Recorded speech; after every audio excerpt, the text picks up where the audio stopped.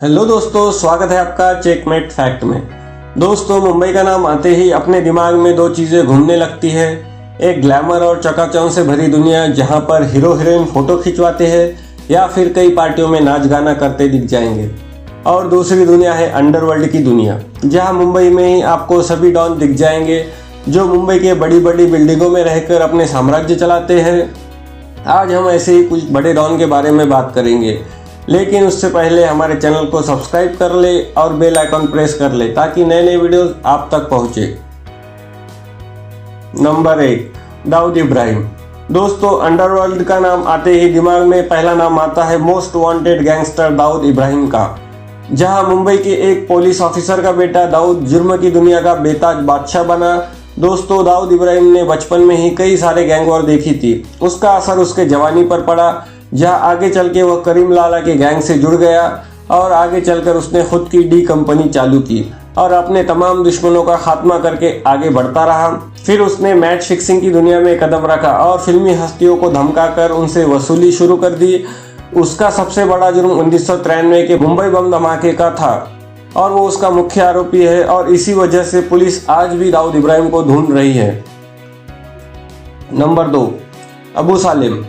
अबू सालिम चेहरे से जितना मासूम दिखता है उतना है नहीं। 1962 में उत्तर प्रदेश के आजमगढ़ में एक मिडिल क्लास फैमिली में जन्मा। शुरू से ही ये मासूम था, लेकिन पिता के मौत के बाद इसमें कई सारे बदलाव आए।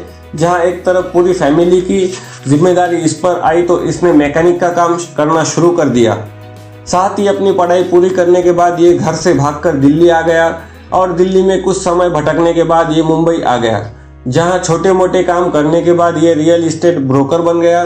इस काम की वजह से वो क्रिमिनल के टच में आ गया और उसने क्राइम की दुनिया में दस्तक दी, जहां ये दाऊद इब्राहिम के इतने करीब आ गया कि इसे दाऊद इब्राहिम का राइट हैंड के नाम से पहचाना जाने लगा। और इसी दौरान अबू सालिम ने फिल्म स्टार और कारोबारियों को धमकाकर जबरन वसूली शुरू कर दी। वैसे इसकी शादी एक फिल्म और टीवी एक्ट्रेस मोनिका बेदी से हुई थी, जो कई सारे फिल्मों में काम भी कर चुकी है। नंबर 3, मन्या सुरवे। अब आप मन्या सुरवे के बारे में जानिए, जिसके ऊपर जॉन इब्राहिम स्टारर फिल्म भी बन चुकी है। इसके बारे में कहा जाता है कि मन्या अगर इनकाउंटर में मारा न जाता तो ये दाऊद इब्राहिम का भी मर्डर कर चुका होता। जहां मन्या सुरवे ने मुंबई के कीर्ति कॉलेज से बीए किया, पर इसने 1978 में मुंबई में एक आदमी की हत्या कर दी, जिस वजह से उसे उम्र कैद की सजा हुई।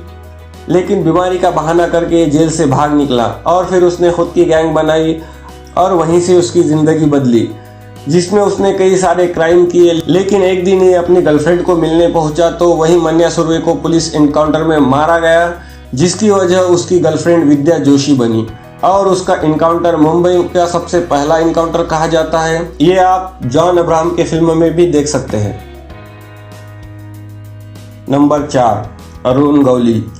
अरुण गौली, जो कि मुंबई के चौल से निकलकर मुंबई के तख्त पर राज करने वाले अरुण ने वाकई में एक शातिर चाल खेली। जहां 1960 से 70 के बीच मुंबई में करीम लाला, हाजी मस्तान और वरदराजन का सिक्का चलता था। तभी वक्त के साथ कुछ के नाम बनते बिगड़ते रहे, जिसमें कुछ मारे गए या फिर देश छोड़ दिए।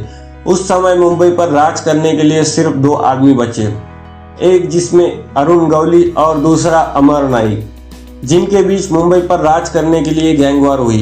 पर मुंबई पुलिस ने 1996 में अमर नाइक को मौत के घाट उतार दिया। तभी से मुंबई पर अरुण गौली का राज चलने लगा। जहां अरुण के गैंग में कई सारे लोग शामिल हुए, जहां कई सारे व्यापारियों ने अपने दुश्मनों को रास्ते से हटाने के लिए अरुण गौली की मदद लेते थे और इसने पैसे लेकर हत्या और मारपीट जैसे कई जुर्मों को अंजाम दिया और ये मुंबई का सुपारी किंग बन गया और आज ये जेल में बंद है। नंबर 5, करीम लाला। दोस्तों, करीम लाला का असली नाम अब्दुल करीम शेर खान था। उसकी पैदाइश 1911 में अफगानिस्तान में हुई। करीम लाला एक कारोबारी परिवार से ताल्लुक़ रखता था, जिस परिवार की ठीक ठाक कमाई हो जाती थी। लेकिन करीम लाला ने ज़्यादा दौलत कमाने के चक्कर में मुंबई का रुख कर लिया। मुंबई आने के बाद करीम लाला हीरे जवाहरात का तस्कर बन गया। जहां 1940 आते आते करीम लाला तस्करी का बेताज बादशाह बन गया। साथ ही साथ उस समय करीम लाला ने मुंबई में जुए और दारू के अड्डे शुरू कर दिए और पूरे मुंबई में करीम लाला का दबदबा बन गया।